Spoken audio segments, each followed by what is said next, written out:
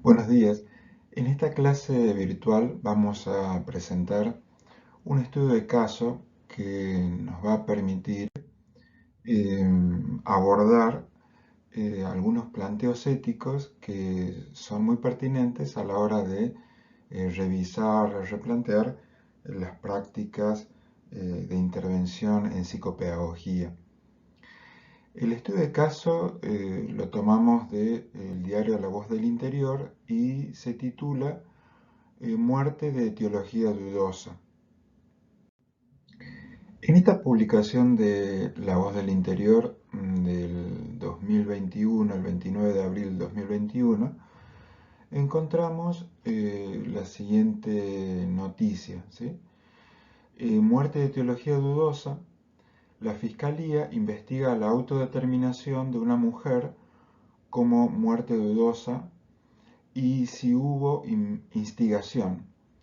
La familia pide investigar un curso de regresión a vidas pasadas al que asistía. Entonces, en esta oportunidad podemos leer, ustedes lo van a tener en su texto en el aula virtual en PDF, el texto de la noticia completa, que dice lo siguiente. Una investigación judicial, una resolución administrativa del Colegio de Psicopedagogos, una advertencia sobre terapias alternativas se desprendieron luego de la muerte de una mujer de 36 años y cuya familia pide explicaciones. El primer paso que hizo la familia de EC, se mantiene el nombre en confidencialidad, luego de su suicidio, fue presentar ante el Colegio de Psicopedagogos de Córdoba una serie de apuntes sobre un taller que tomaba la mujer sobre terapias de regresión de vidas pasadas. Además, se acercó un libro de un médico argentino referente en esta práctica. La denuncia se radicó allí porque quien brindaba en Córdoba el taller tenía el título de psicopedagoga. El Tribunal de Disciplina del Colegio de Psicopedagogos inició un sumario en el que se analizó la denuncia y concluyó que la profesional se anunciaba como psicopedagoga en un ejercicio irregular de la profesión por carecer de matriculación activa. Además, se la encontró responsable por informar y dar cursos de formación de terapias de regresión ostentando título de psicopedagoga clínica y de brindar atención y servicios profesionales a ese habiendo comunicado su condición de psicopedagoga. Ante una consulta de La Voz, desde la entidad indicaron que están muy preocupados por el incremento de uso de terapias alternativas que no tienen nada que ver con las incumbencias de la psicopedagogía, ya que estas terapias alternativas, constelaciones familiares, flores de Bach, regresión a vidas pasadas, entre otras, no forman parte de la tarea psicopedagógica y no pueden ser implementadas por un profesional psicopedagogo o psicopedagoga en el marco de su tarea, se indicó en un comunicado. Por su parte, la profesional le dijo a este medio que en ningún momento hizo ostentación del título y agregó que cuando presentó su currículum dejó asentado que se había recibido de psicopedagoga. Añadió que desde hace 20 años que no ejerce la profesión y que por eso no se encontraba matriculada en tal colegio.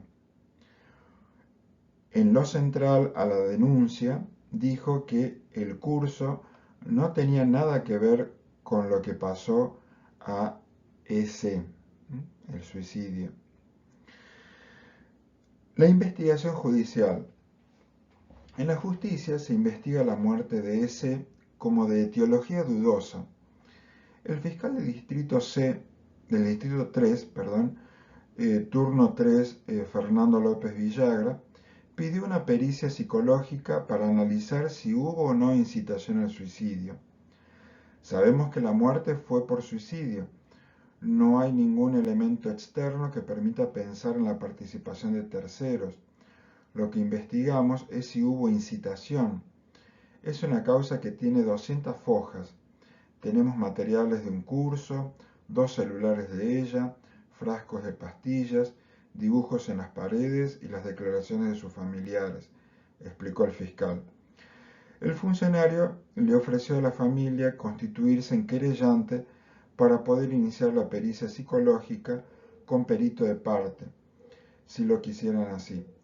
Por el momento no hay una relación directa entre la muerte y el material hallado. Debemos esperar el resultado de la terapia psicológica y de todos los elementos. Sabemos que S estaba enojada con algunos allegados, que tenía problemas económicos y que estaba vendiendo sus pertenencias, aclaró López Villagra. La causa no tiene ningún imputado. ¿Qué dice la familia? Paula, hermana de S., indicó que se asustaron cuando tiempo después de la muerte de su hermana se dieron con los apuntes. Entre comillas, dice, hablan de experimentar la muerte para liberar el alma. Ella justo muere cuando estaba tomando el tercer capítulo de esa práctica donde habla de experimentar distintos tipos de muerte, indicó. Abre comillas, nosotros no queremos acusar a nadie, pero sí advertir que este tipo de prácticas no tienen sustento científico y por eso lo llevamos al Colegio de Psicopedagogos. Ahora esperaremos qué dice la investigación judicial, agregó Paula. Hasta acá entonces la lectura del caso.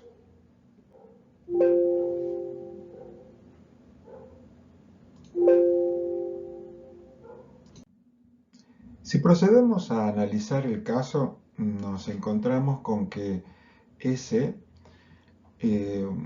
se suicida. Ese es el hecho trágico, el hecho terrible, ¿no?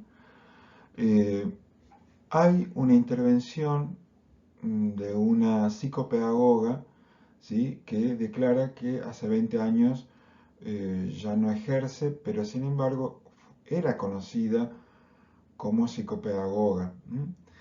Y su intervención clínica, pedagógica, la hace desde una terapia alternativa que es la de constelaciones familiares. La familia, entonces, hace partícipe al Colegio de Psicopedagogos y al fiscal de esta situación que les resulta terriblemente, inquietante, ya que encuentran, ¿sí?, que la persona que se suicida, ese, tenía unos apuntes en donde manifiesta que la muerte es una liberación y que en definitiva tanto la presunción del Colegio de Psicopedagogos como del fiscal es que hay una responsabilidad por parte de la psicopedagoga en la decisión final de suicidio. Entonces, analizando el caso en sus distintas personas, en las relaciones, las comunicaciones, la temporalidad, podemos darnos cuenta que se despiertan algunos interrogantes para nosotros. Algunas preguntas, entonces, sobre la responsabilidad ética de la profesional individual, la psicopedagoga. ¿Hay una relación causal entre la intervención psicopedagógica y el suicidio de S.? Es una pregunta que podría hacer el fiscal bajo la presunción de la familia y que en definitiva lleva a iniciar la investigación y la causa judicial. La segunda pregunta que nos podemos hacer es sobre la responsabilidad de los profesionales de la psicopedagogía ya que en principio la psicopedagoga declara en su defensa que hace 20 años no ejercía la profesión y que por tanto no continuaba con su matriculación y se seguía tampoco informando sobre la actualidad de las terapias. Pero la pregunta sería, ¿es legítimo entonces el encuadre de esta terapia que utiliza la psicopedagoga?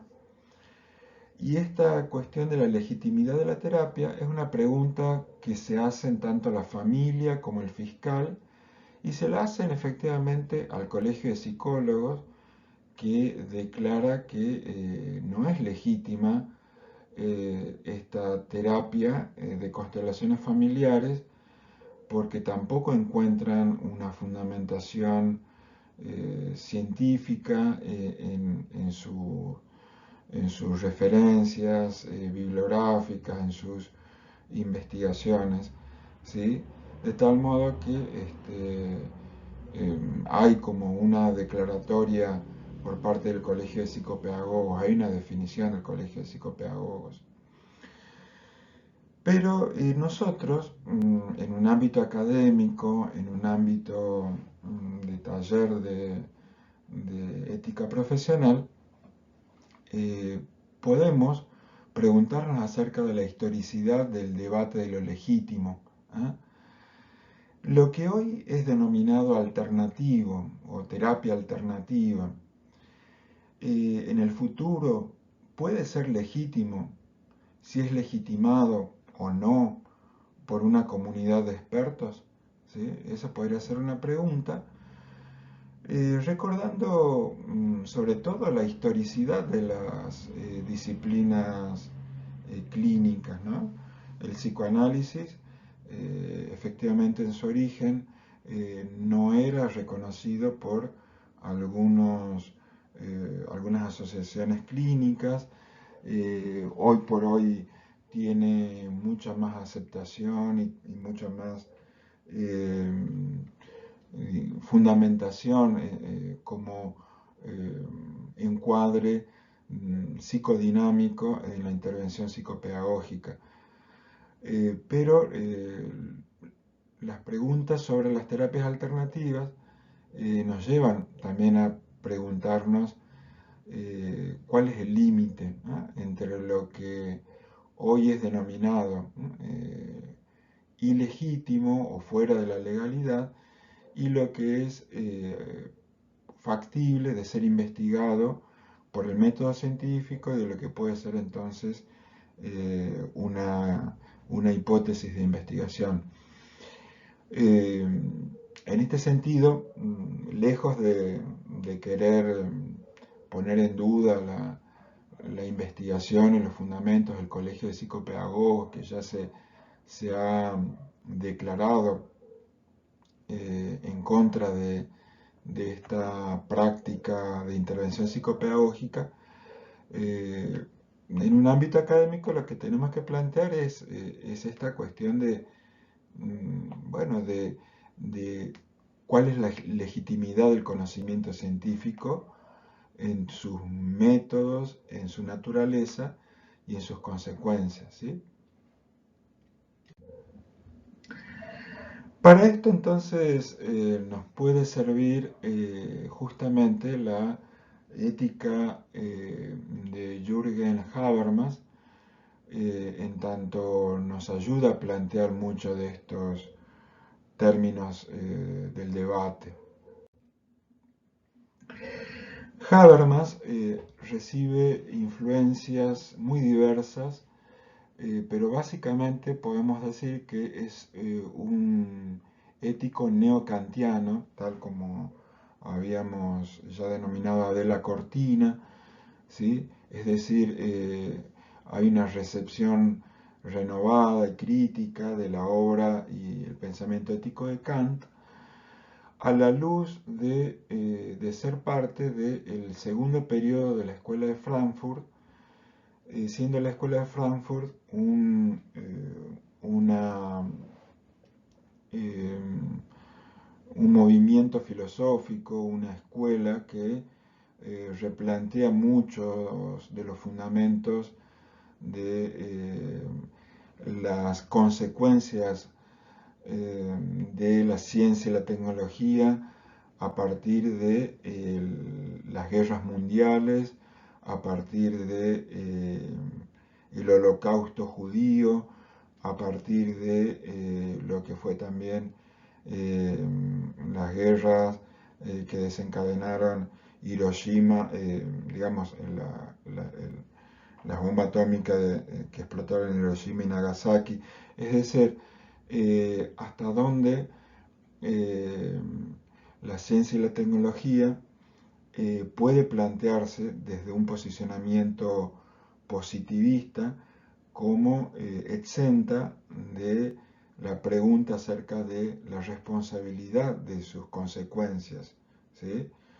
Entonces, eh, por ese motivo, la Escuela de Frankfurt, con autores como Adorno, Horkheimer, y ya antes con Gramsci, plantean una crítica a la legitimidad de la ciencia y la tecnología, en tanto tiene que replantearse también sus condicionantes históricos, ¿no?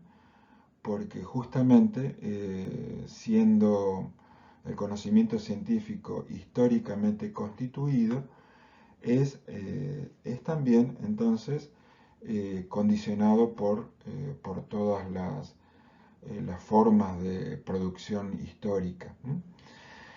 Por este motivo, Marx ayuda a comprender que no hay modo de evitar la sospecha que detrás de muchas de los posicionamientos eh, en los debates sociales tiene que ver con la cuestión de la pertenencia de clase, de formar parte de una clase dominada o una clase dominante, de tal modo que la crítica marxista, con Marx y el marxismo, es que efectivamente, como lo plantea el materialismo histórico, muchos de los debates éticos, políticos, religiosos y del derecho también forman parte de la superestructura social por la cual las clases dominantes dominan a las clases dominadas, ¿sí? Entonces hay una fuerte crítica a partir de Marx y el marxismo a la racionalidad moderna. Por el otro lado, nos encontramos también con Freud y el psicoanálisis que eh, a partir de su planteo de cómo el inconsciente afecta a nuestros comportamientos, no hay modo de confiar, por decir así, en una decisión totalmente racional, totalmente neutra y totalmente ajena entonces a el deseo y los condicionamientos de la propia historicidad del sujeto, del inconsciente, digamos, ¿no?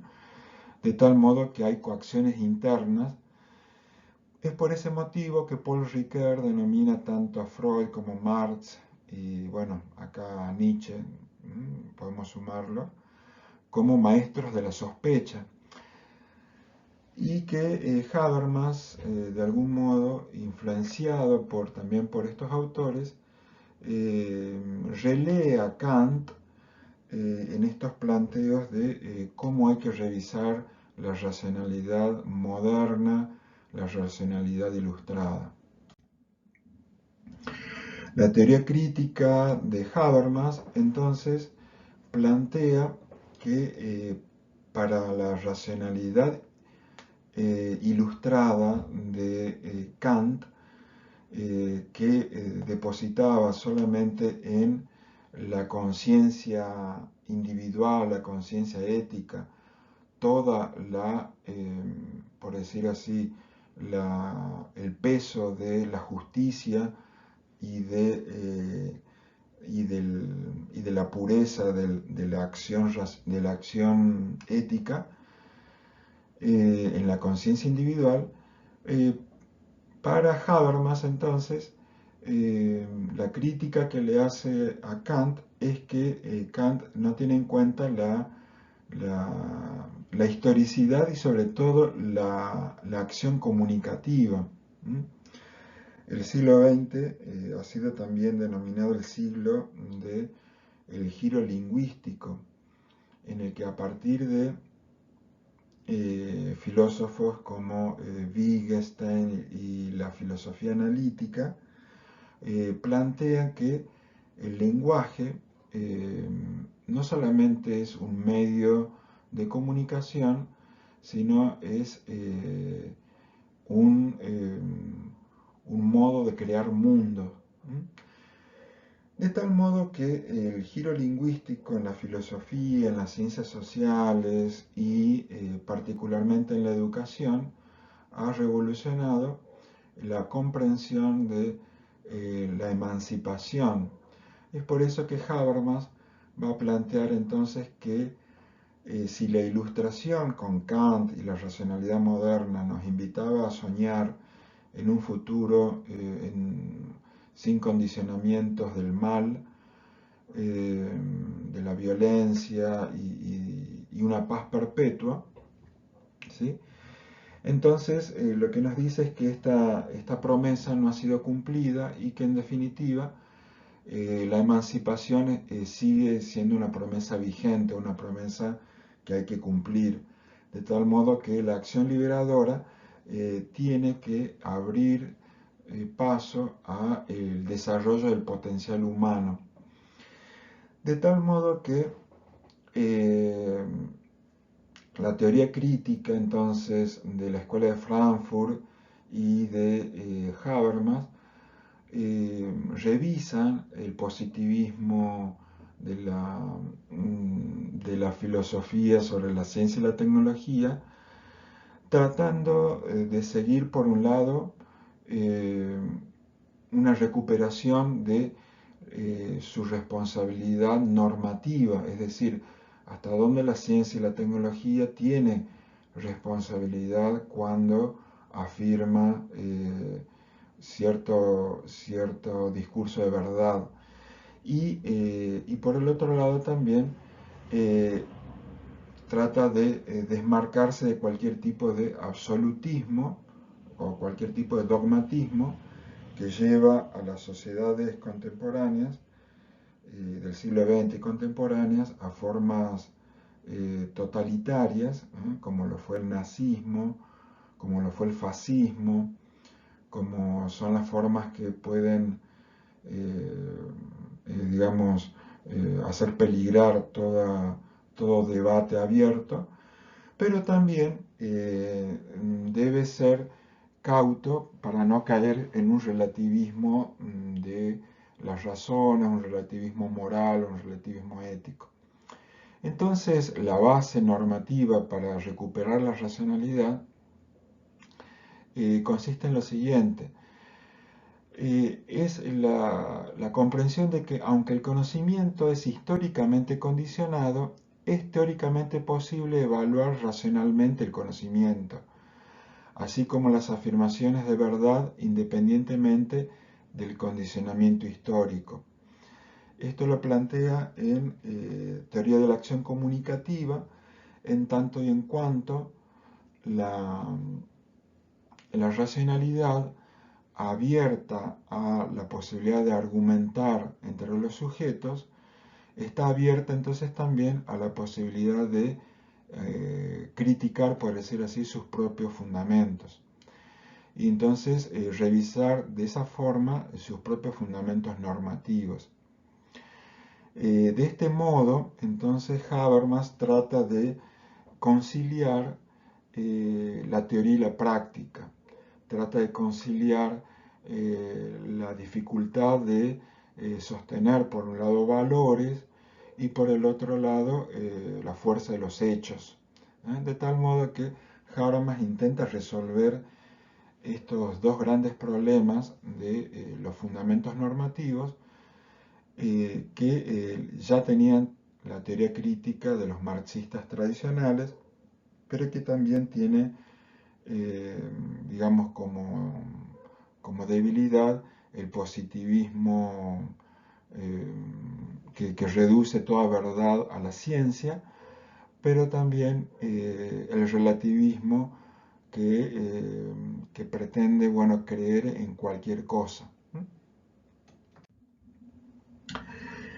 De modo tal que Habermas lo que plantea eh, y que está desarrollado más en la obra de Guariglia y Vidiella que ustedes tienen en el Breviario de Ética, es el principio fundamento de una ética comunicativa, en donde rescata por un lado el principio de universalización de la razón o de la racionalidad en los términos que Kant ya había adelantado, en estos términos, ¿no? El principio de universalización, Habermas lo redefine, lo replantea diciendo que toda norma válida debe satisfacer la condición siguiente: que los efectos colaterales y las consecuencias que previsiblemente se producirán a partir de su aplicación general a favor de la satisfacción de los intereses de cada uno puedan ser aceptadas por todos los involucrados y puedan ser preferidas a los efectos de las reglamentaciones posibles alternativas que se conozcan. Este principio se fundamenta, este principio de acción se fundamenta entonces en un principio discursivo o fundamento de, en donde plantea lo siguiente: que solamente puede reclamar validez las normas que han obtenido o podrían obtener la aceptación de todos los involucrados como participantes de un mismo discurso práctico. Entonces acá nos encontramos con una reflexión que por un lado trata de conciliar la racionalidad en los términos universales, tal como lo había planteado Kant, pero al mismo tiempo abre la posibilidad del debate amplio y de algún modo sin prejuicios, sin preconceptos, sin dogmatismos, por parte de los sujetos que participan de un determinado comunidad de argumentantes, ¿sí?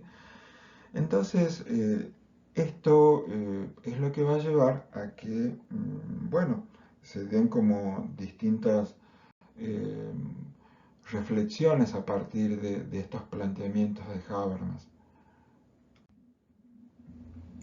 El que a nosotros más nos va a interesar a la hora de revisar y que nos ayude como bueno, a comprender el papel tanto el papel del colegio de psicopedagogos como el papel del fiscal que como funcionario público tiene la responsabilidad de interpretar la ley y hacer cumplir la ley para evitar cualquier tipo de arbitrariedad, nos lleva entonces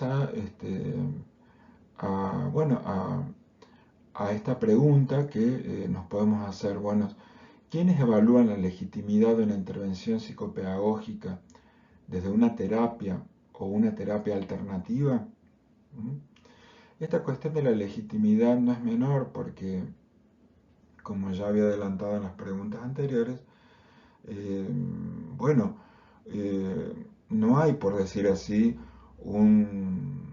una lista de terapias que dogmáticamente estén enunciadas como las únicas terapias legítimas, porque si no sería justamente caer en un dogmatismo ajeno a la naturaleza y el método científico. El método científico tiene que estar abierto a las hipótesis y a la experimentación. Ahora bien, lo que no se puede experimentar es con seres humanos, no se puede tampoco de esa forma probar, por decir así, terapias o simplemente elegir terapias por la única razón de que me gusta o que me hace bien como un argumento de gusto individual, ¿no? Entonces, nos puede ayudar a pensar el papel entonces del Colegio de Psicopedagogos, que tiene también su propio comité de ética, y que cumple la función de una comunidad de argumentación, ¿sí? O de algún modo una comunidad de expertos, en donde se debe debatir racionalmente con argumentos acerca de la legitimidad o no de un encuadre de intervención clínica o pedagógica por parte de los psicopedagogos, ya sean matriculados o no matriculados, porque en realidad la matriculación también eh, eh, obedece a una pertenencia, pero al mismo tiempo el ejercicio del profesional, a ver, el fiscal va a tener en cuenta la voz y la determinación, por decir así, del colegio de psicopedagogos que se pronunció en este caso, más allá de si la psicopedagoga argumenta en su defensa que ya no estaba matriculada o había dejado de pertenecer al colegio, ¿no? Porque era reconocida como psicopedagoga por parte digamos, de la persona que se suicidó, y también era reconocida como psicopedagoga por parte de la familia y del entorno, ¿no?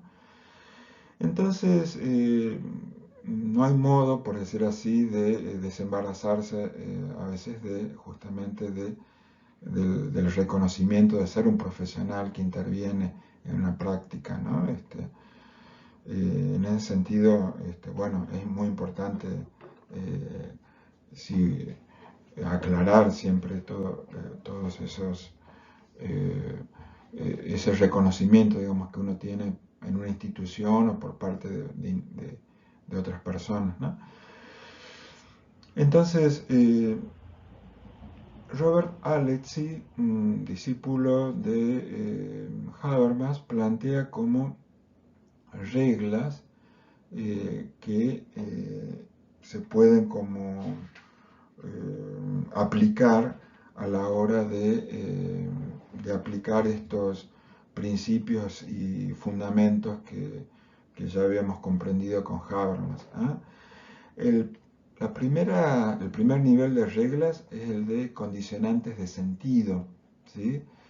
Que serían las reglas número 1, ¿sí? Y que podemos aplicarlas a nuestro caso. Por ejemplo, ningún hablante debe contradecirse. En este caso, formar parte de la profesión de psicopedagogo y del colegio de psicopedagogos y del comité de psicopedagogos por una ética profesional lleva por decir así, al supuesto de que uno no puede contradecirse a sí mismo. No puedo decir A y al mismo tiempo B. En el punto 2, en la regla 2, todo hablante que aplica el predicado F a un objeto A debe estar dispuesto a aplicar el predicado F a todo objeto que se parezca a en todos los aspectos importantes. De tal modo que, volviendo al caso, por ejemplo, si el predicado F es observo síntomas de posibilidad de suicidio en la paciente EC, ¿no? En la paciente.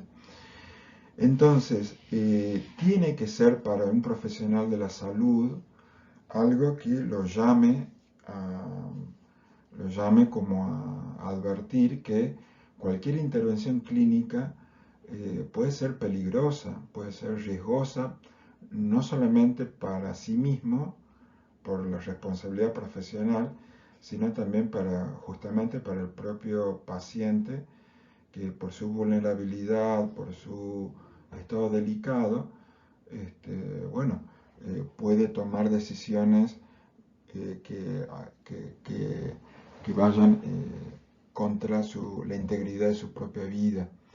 Entonces acá la cuestión de aplicar, por decir así, la experiencia previa por parte o se espera que una psicopedagoga tenga experiencia clínica previa como para advertir que hay síntomas de posible suicidio. El punto 1.3, o la regla 1.3, diversos hablantes no pueden emplear la misma expresión con significados distintos. Es decir, yo no puedo, entonces, supongamos en el ámbito de la intervención clínica individual o en el ámbito de un curso realizado en grupo o en el ámbito de una escuela, por decir así, no cumplir con cierta integridad de criterio o cierta coherencia del lenguaje. Es decir, no puedo decir una cosa en un ámbito y decir algo totalmente distinto en otro ámbito. ¿Se entiende? Esta cuestión de lo que se espera de un profesional es cierta integridad discursiva o coherencia discursiva, que entonces justamente dentro de esa integridad discursiva, ¿qué es lo que nos hace ruido dentro de este caso? Es cómo puedo hablar de la muerte como liberación si no es en términos de que en la singularidad del caso uno puede advertir que puede ser peligroso para esta persona. ¿Sí? Bien, y es lo que le hace ruido a la familia, es lo que está todavía ahí como, como en situación de ser juzgado por parte del fiscal, del juez, ¿no? Las condiciones de sentido. En las reglas de nivel 2, entonces, las condiciones de sinceridad. En esto nos encontramos con esta dimensión que ya habíamos mencionado de las éticas de máximas, ¿no? Es decir, una persona tiene que creer en lo que está practicando también, ¿eh? Y lo enuncian estos dos términos, ¿no? Estas dos reglas. Cada participante solo puede afirmar aquello en lo que verdaderamente cree. ¿Se entiende? Y quien introduce un enunciado o norma que no es objeto de la discusión deberá dar una razón de ello. Es decir, si yo hago intervenir en un debate o en una situación de discusión una razón, tengo que hacerlo en tanto y en cuanto creo en esto que estoy planteando, en el argumento que estoy planteando, y no que simplemente estoy queriendo manipular o, como se dice en la calle, embarrar la cancha, ¿no? Entonces, el principio de la condición de sinceridad. Y los requisitos de los participantes, en las reglas de nivel 3.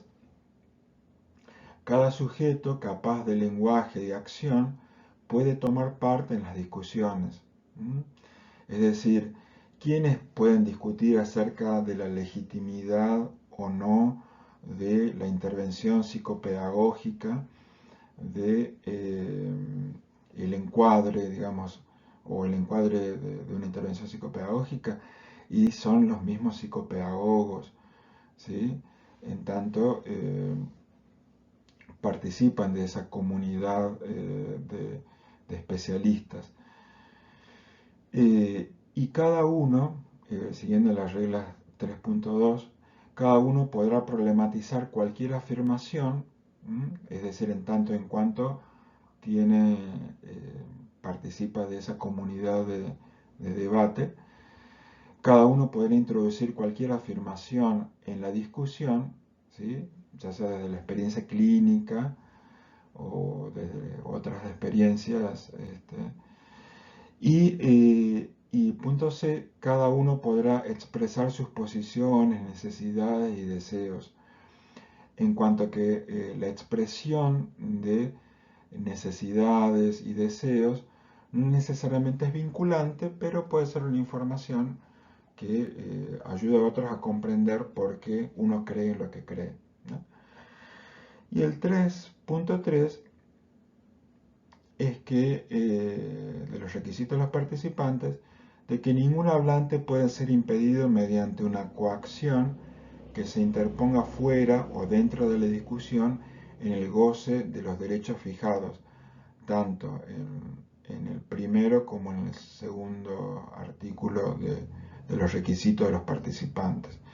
Es decir, todas las voces de los sujetos implicados y capaces de participar en la comunidad de argumentación, todas las voces valen y todas las voces tienen que ser escuchadas. En este caso, eh, todos los psicopedagogos y psicopedagogas deben ser escuchados a la hora de un debate amplio y abierto acerca de cuáles son los límites de la legitimidad de las prácticas psicopedagógicas.